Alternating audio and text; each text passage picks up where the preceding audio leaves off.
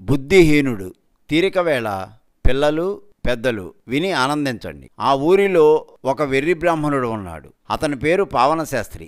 అతను ఎక్కడికో పని మీద వెళ్ళి తిరిగి వెళుతుండగా అతనికి దారిలో ఒక సంచి దొరికింది. అక్కడే ఒక చెట్టు కింద నిలబడి సంచి తెరిచి చూశాడు. అందులో 5 వరహాలున్నాయి. అవి ఏ రాజభటులు అయినా చూస్తే ఆ సంచి లాక్కుంటారని అనుమానం కలిగింది. దాన్ని భద్రంగా దాచుకుంటూ ఇంటికి వెళుతున్నాడు. అతను పెళ్లికాని బ్రాహ్మణుడు. పెద్దగా సంపాదన ఉన్నవాడు కాదు. నోటి మంచితనం మీద ఇతరులను ఆశ్రయించి పొట్ట గడుపుకుంటున్నాడు. అయితే తన గురించి తను రోజూ ఆలోచించుకుంటున్నాడు. ఎన్నాళ్ళు దరిద్రం అనుభవించాలి అనుకుంటూ ఆ చెట్టు క్రిందనే జాగిలపడి చిన్నగా నిద్రలోకి జారుకున్నాడు.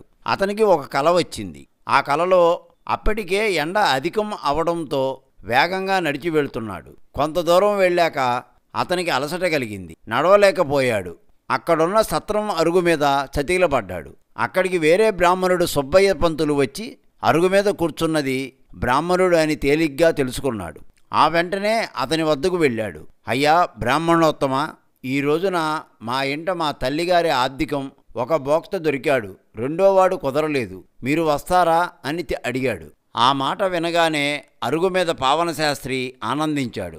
ఆయన తమ ఇల్లు ఎంత దూరం అడిగానని తలచకండి, ఎంత దూరం అయినా వస్తాను.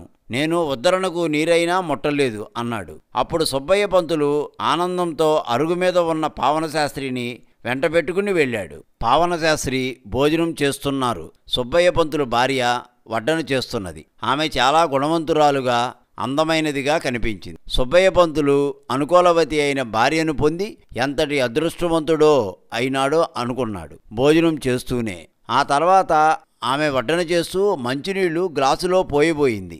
ఆమె చేతిలోని చెంబు జారి కింద పడింది. నీళ్లు వలికిపోయాయి. ఆ నీరు భోక్తల విస్తళ్ళు క్రిందకు వెళుతున్నాయి. అప్పుడు సుబ్బయ్య పంతులు ఈ విధంగా ఆమెను మందలించాడు. ఏమిటా వడ్డన చేయడం? ఒళ్ళు దగ్గర పెట్టుకు చేయక్కర్లా. ముందు విస్తళ్ళ క్రిందకు పోతున్న నీళ్లని తుడిచి చావు అని మందలించాడు. ఆమె కిక్కురు మనకుండా తుడుస్తూ పొరపాటు ఎవరికైనా వస్తుంది, ఎందుకు బయటవారి ముందు తిడతారు అంది. ఏమనకపోతే బాగుండదన్నట్లు పర్వాలేదులేండి అన్నాడు పావనశాస్త్రి. భోజనాలు అయిపోయినాయి. ఆ సందర్భంగా సుబ్బన్న పంతులు పావనశాస్త్రికి ఒక రాగి చెంబు పంచెలు బహుకరించాడు. పావనశాస్త్రి ఆయన పెట్టిన పంచెలను దారిలోనే అమ్మి సొమ్ము చేసుకున్నాడు. ఏవేవో ఆలోచించుకుంటూ తనుంటున్న పూరింటికి వెళ్ళాడు. ఆ పూరిల్లు అతనికి పెద్దలు సంపాదించి ఇచ్చిపోయిన ఇల్లు. ఆ ఇంటిని అమ్ముకోకుండా తిండికి ఇబ్బందులు పడుతున్నా కాలం గడుపుతున్నాడు పావనశాస్త్రి. ఇంటికి వెళ్ళాడు. భుక్తాయాసంగా ఉండటంతో నులక మంచం వాల్చుకుని దాని మీద పడుకుని ఆలోచిస్తూ నిద్రపోవాలని ప్రయత్నించాడు. నిద్ర పట్టడం లేదు. ఆలోచనలకు విరామం లేదు. 5 వరహాలు సంచి దొరికింది. భోక్తగా వెడితే బట్టలు పెడితే వాటిని అమ్ముకున్నాడు. రాగి చెంబును కూడా అమ్మాడు. అతని వద్ద ఉంది మొత్తం డబ్బులు 4 సార్లు లెక్క పెట్టుకున్నాడు. అతని ఇంటి ప్రక్కన ఒక షావుకారు వడ్డీ వ్యాపారం చేస్తున్నాడు. అతను చాలా ధనవంతుడు అయినాడు. అంత ధనవంతుడు అవడానికి వడ్డీ వ్యాపారమే కారణం అనుకున్నాడు. అదేవిధంగా తన వద్ద ఉన్న డబ్బును ఎవరికైనా రెట్టింపు డబ్బు వచ్చేటట్లు వడ్డీకి ఇవ్వాలి అనుకున్నాడు. అనుకోవడమేమిటి, వడ్డీకి ఇచ్చాడు. వడ్డీ డబ్బులతో సహా కలిపితే నెల అధికంగా డబ్బు వస్తున్నది. ఆ డబ్బును ఖర్చు పెట్టకుండా భద్రంగా దాచుకుంటున్నాడు. ఈ విధంగా జరుపుతూ డబ్బుకి డబ్బు రెట్టింపు, ఆ డబ్బుకి మళ్ళీ అంత రెట్టింపు సంపాదించాడు. ఈ విధంగా కొన్నాళ్ళకి ధనవంతుడు అయినాడు. ఆ డబ్బులలో కొద్ది పైకం వెచ్చించి 4 మేకలను కొన్నాడు. అవి పిల్లల్ని పెట్టాయి. ఈ విధంగా మేకలు పెరిగి 100 అయినాయి. అవన్నీ అమ్మేశాడు. 10,000 రూపాయల వరకు వచ్చింది. అతని ఆలోచన మరో దారి త్రొక్కాలనుకుంది. సుబ్బయ్య పంతులు భార్య వంటి అనుకూలవతి అయినటువంటి భార్య తనకు రావాలి. అతనికి నా అన్నవారు ఎవరూ లేకపోవడంతో తనే స్వయంగా బయలుదేరాడు భార్యను నిర్ణయించుకోవడం కోసం. వెతగ్గా అతనికో అమ్మాయి నచ్చింది. ఆమె గుణవంతురాలు అని అనిపించింది. నిజం చెప్పాలంటే సుబ్బయ్య పంతులు భార్య కన్నా అందంగా ఉంది. ఆ పిల్ల తాలూకా వాళ్లను అడిగి ఆమెను వివాహం చేసుకున్నాడు. ఇంటికి తీసుకువచ్చాడు.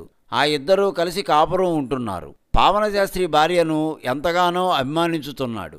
ఆమె కూడా అతన్ని అభిమానిస్తున్నది. మహాపతివ్రతగా అతని కాళ్ళు పట్టుకుని నిత్యం ఒత్తుతోంది.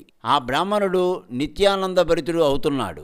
ఒకనాడు పావనశాస్త్రి ఇంటికి వస్తూనే ఏమే వంట అయిందా అని అడిగాడు. అవుతుందండి అంది భార్య. నాకు ఎన్నో అవసరమైన పనులున్నాయి, వెళ్ళాలి అని చెప్పి వంట త్వరగా చేయమన్నాను కదా అన్నాడు. ఆమె అన్నం చూడడానికి అవతల గదిలోకి వెళుతున్నది. అదే సమయంలో పక్కింటి పొన్నమ్మగారు ఆమెను పిలిచి, ఇంటికి చుట్టాలు వచ్చారు, మానెడు బియ్యం ఉంటే అప్పివు తల్లి అని అడిగింది. పావనశాస్త్రి భార్య, ఇంట్లో ఏమీ ఉన్నను లేవనే తత్వం కాదు, బియ్యం సమృద్ధిగా ఉన్నాయి, ఇస్తానుండండి పిన్నిగారు అంటూ వెళ్ళి బియ్యం కొల్చి సంచిలో పోసి తీసుకువచ్చింది. ఇవిగో పిన్నిగారు, మీరు అడిగినట్లు మానెడు బియ్యం పోసి ఇచ్చాను, తీసుకువెళ్ళి మీరు బియ్యం తెచ్చుకున్నప్పుడు ఇవ్వండి. ఈ సంగతి మా ఆయనకు తెలవనివ్వకండి, ఆయన మంచివాడు కాదు, నా మీద గంతులు వేస్తారు అంది. పొరుగు ఆమె బియ్యం సంచి తీసుకుని వెళ్ళిపోయింది. పావనశాస్త్రి భార్య వెనక్కి తిరిగేసరికి భర్త వెనక నిల్చున్నాడు. ఆమె ముందు భయపడింది. ఆ వెంటనే ధైర్యాన్ని కూడదీసుకుంది. ఆవిడ బియ్యం పట్టుకు వెళ్ళడం మీరు చూశారా అంది.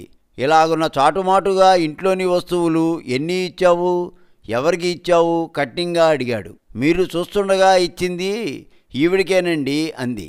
అంటే నేను చూడకుండా చాలామందికి ఇచ్చావన్నమాట అన్నాడు కోపంతో. కాదండి అంది. చీ అవతలకు పో అని కసురుకున్నాడు.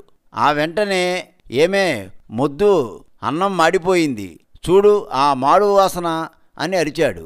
ఆమె వేగంగా వెళ్ళి చూసింది. అవునండి, పూర్తిగా మాడి అడుగు నుండి పై వరకు నల్లగా తయారయింది అంది. పావనశాస్త్రి కోపంతో ఊగిపోతున్నాడు. పాపం, ఎక్కడికో వెళ్ళాలన్నారు, తొందరపడకండి, 5 గడియల్లో మళ్ళీ వండేస్తాను, ఈ అన్నం మీరు ఎలాగూ తినలేరు కదా, పారేస్తాను అంది ఆమె.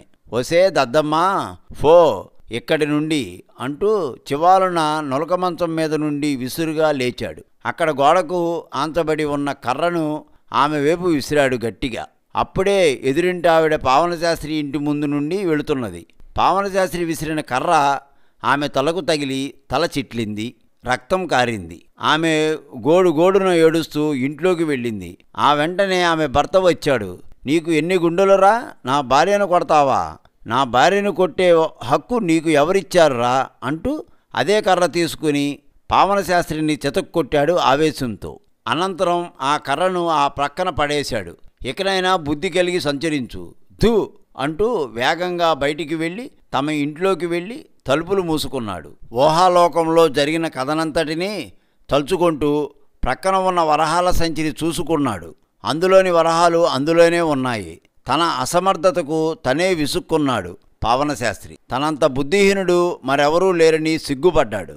ఆ చెట్టు క్రింద నుండి లేచి తన గ్రామం వైపుకు బయలుదేరాడు ఆ బుద్ధిహీనుడు పావనశాస్త్రి.